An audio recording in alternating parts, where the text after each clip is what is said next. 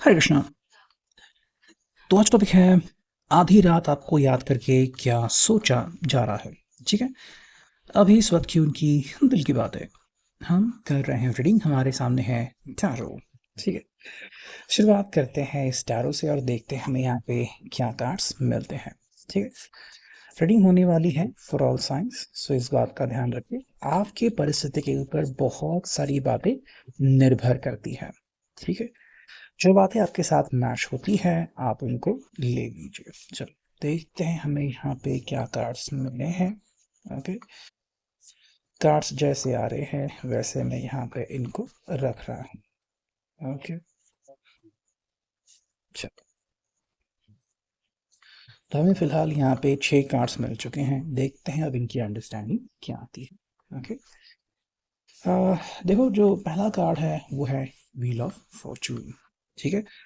दूसरा कार्ड मिला है नाइट ऑफ पेंटिकल्स रिवर्स। फिर है फोर ऑफ वॉन्ड्स रिवर्स में मिला है चौथा कार्ड स्ट्रेंथ का, नाइट ऑफ कप्स का, और यहाँ पे है एस ऑफ पेंटिकल्स। साइंस की अगर हम बात करें यानी कि कौन सी राशियां आ रही हैं, तो यहाँ पे है वृषभ, कन्या, मकर राशि, मेष, सिंह, धनु राशि। ठीक है। और कर्क, वृश्चिक, मीन राशि। और यहाँ पे अगर हम बात करते हैं मेजर अरकाना की, तो यहाँ पे है स्ट्रेंथ यानी कि सिंह राशि। ठीक है। देखो, जहाँ तक हम यहाँ पे ध्यान देते हैं, हम कह सकते हैं कि इस पर्सन के दिल में कुछ चल रहा है और ये आपसे एक्सपेक्ट कर रहा है कि भाई आपकी नज़र इनकी तरफ बढ़ेगी और कुछ चेंजेस हो जाएंगे। ठीक है। तो मे बी ये पर्सन जो है वो चेंज ऑफ हार्ट चाहता है। ठीक है।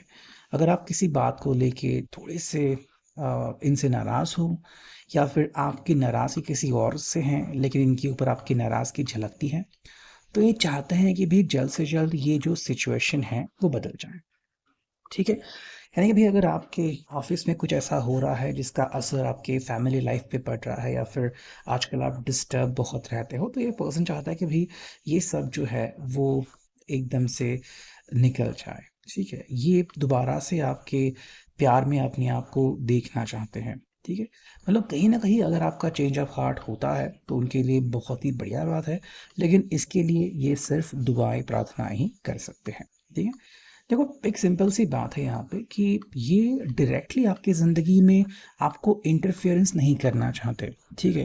बिकॉज ऐसे अगर वो करने जाएंगे तो शायद आपको अलग एहसास हो सकता है। किसी किसी को ये बात सही नहीं लगती कि मेरी निजी ज़िंदगी में, जहाँ पे मेरा ऑफिस वर्क है या फिर मेरे फैमिली मेम्बर्स हैं, वहाँ पे ये पर्सन एकदम से क्यों इंटरफेयर कर रहा है। ठीक है। हालांकि आपकी सोच इस बात को लेके क्या है वो आप खुद देख सकते हैं। देखो, इस पर्सन के हिसाब से अगर हम हमारा कर्म चेंज करें या फिर हमारी डेस्टिनी चेंज हो जाए तो काफ़ी बढ़िया है।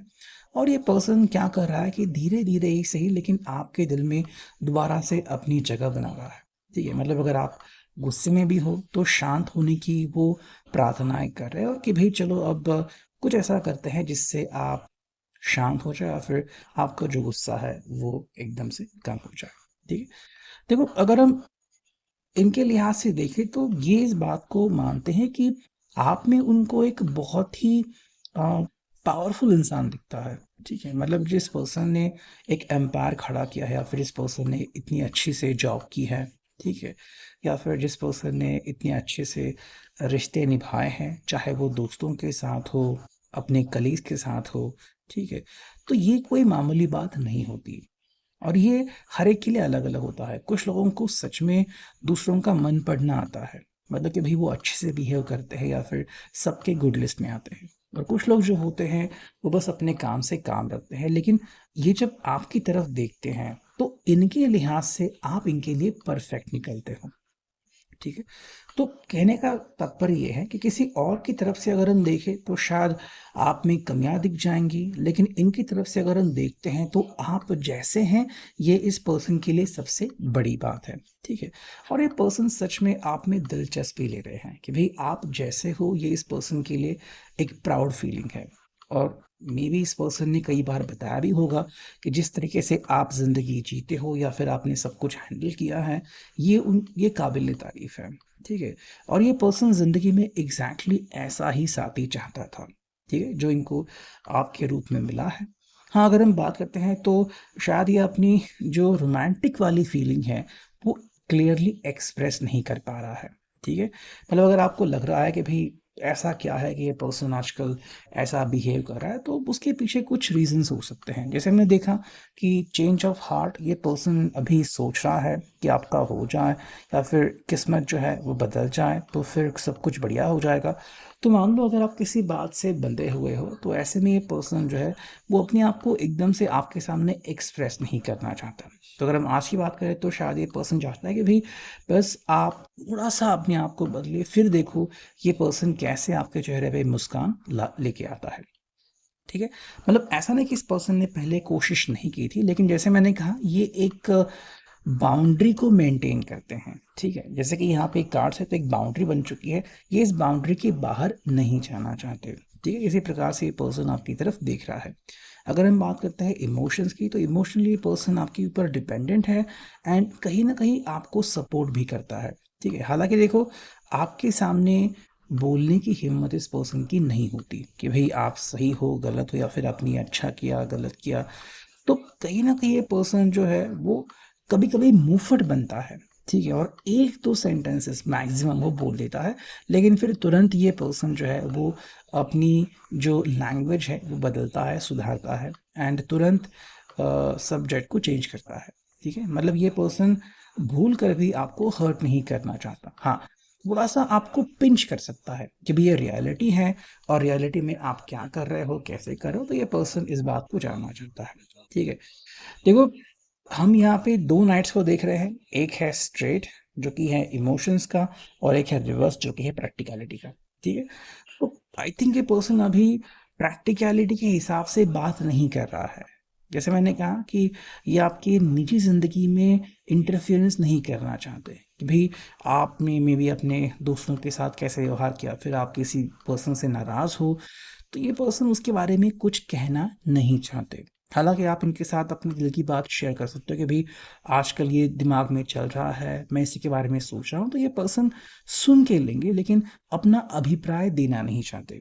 एक तरफ से आप यूँ कहो कि अगर इन्होंने कुछ कह दिया और आपको शायद बुरा लगा, तो फिर बाद में इनको ही भुगतना पड़ सकता है। या फिर ऐसा पहले भी हुआ था जब इन्होंने अपना बेबाक से एक जो भी दिल से कनेक्शन बनता है वो कह दिया था और आपको शायद बाद में उससे तकलीफ हुई थी, है ना? तो एक पर्सन कह गया कि अगर आपकी निजी ज़िंदगी है तो ठीक है आप मेरे साथ शेयर करो, लेकिन मैं बस उसको सुनने का काम करूँगा, ठीक है? तो प्रैक्टिकल एडवाइस तो ये पर्सन आपको नहीं देना चाहते, तो अगर बात आपके ईगो पे आती है तो ये आपका ईगो 0% भी डिस्टर्ब नहीं करना चाहते, ठीक है? मतलब आपको क्या करना है अपनी ज़िंदगी में, आगे बढ़ना है, नहीं बढ़ना, इसका फ़ैसला आप खुद कर सकते हैं, ठीक है? हालाँकि इमोशनली ये आपसे अटैच्ड है और इमोशनली आपको बिल्कुल भी हर्ट नहीं कर रहे। इसलिए मैंने कहा कि प्रैक्टिकैलिटी के हिसाब से बात नहीं कर रहे हैं। शायद अगर वो बात करेंगे तो आपको बात चुभेगी, लेकिन सही लग सकती है कि हाँ भाई ये पर्सन लॉजिकल हुआ है, लेकिन यहाँ पे ये पर्सन लॉजिक से हट के कह रहा है कि भाई इमोशंस मेरे लिए मैटर करते हैं। तो अगर आप इमोशनली इनको सपोर्ट करते हो या फिर आप इमोशनली कहते हो कि हाँ भाई मैं अवेलेबल हूँ तुम्हारे लिए, बस मुझे थोड़ा समय दो, तो वो समय देने के लिए पर्सन हमेशा आपके लिए रेडी है, ठीक है? देखो, इनका एक ही सिंपल कहना है, फिलहाल एजेंडा है कि भाई ये दोबारा से आपके साथ अपनी ज़िंदगी वैसे ही जीना चाहता है, ठीक है? मतलब कोई डिस्टर्बेंस नहीं, कोई इशू नहीं। और अगर आप शुरू से मतलब एकदम बेसिक से अगर इनसे दोबारा से शुरुआत करना चाहते हो, तो भी इस पर्सन को कोई प्रॉब्लम नहीं है। मतलब आज अगर आप इनसे ऐसी बात करते हो, फिर सुबह भी अगर आप इनसे ऐसी बात करते हो कि भई एकदम बेसिक लेवल पे कि तुम्हारा मतलब क्या ख़्याल है या फिर तुम क्या सोच रहे हो? मतलब पहले जो आप इतने रोमांटिक होके बात करते थे या फिर एकदम से स्पेसिफिकली आप इनको पुकारते थे, अब अगर आप एकदम नॉर्मलाइज कर रहे हो उस चीज़ को, जैसे कि एक एक कपल होता है, तो भी ये पर्सन इस बात के लिए रेडी है, ठीक है? ये बस चाहते हैं कि भाई चाहे जो हो जाए इस रिश्ते को इनको टूटने नहीं देना है। और फिलहाल के लिए पर्सन कह रहा है कि भाई आज अगर ये इस रिश्ते को संभाल लेंगे तो कल कुछ और मौके मिलेंगे, तब ये शायद आपके सामने कुछ और चीज़ें अपनी तरफ से रख सकते हैं, ठीक है? सो ये है अभी की reading. I hope it will resonate. Thank you.